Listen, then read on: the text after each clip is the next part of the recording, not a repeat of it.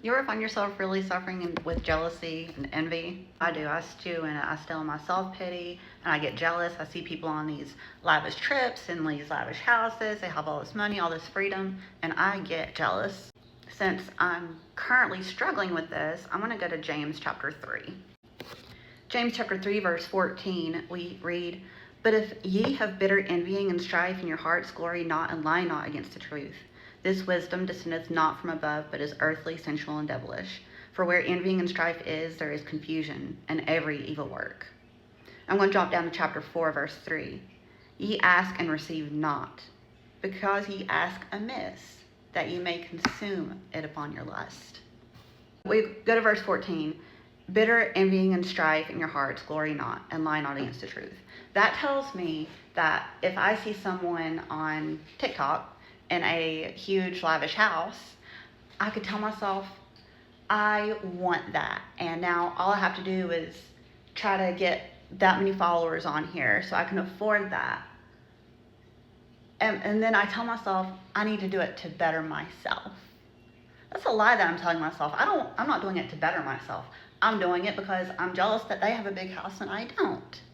It's jealousy. It's a lie that I'm telling to myself to make myself feel better about that jealousy and give me a reason to pursue those things. Envying and strife there is confusion and evil work. So if you are jealous, that is where you can confuse yourself and you start seeking things and doing things that is not of the Lord in order to obtain things that really you don't need. I pray to God, please let me win the lottery so that I can buy a big house, so that I can own luxurious things, so I can have a nice car, so I can go on vacation, so I can stay at home. If those are my reasons, but those are not godly reasons, He's not going to give that to me. He's going to say no, because you're going to use that only to fulfill your own lust and your own desires. And we have to look at that and say, why do I want this? But also be honest with ourselves of why do I want this? I want to win the lottery because I do not want to work a job. I want to stay at home. That is my truth. But if I'm going deeper into my truth, yeah, there's things I would love to do. I would love to go to Disney. I would love to have a huge farm full of animals, and I would love to hire someone to clean my house. Like, there's other things that I'm like, I would do that. If I won the lottery, I would do that.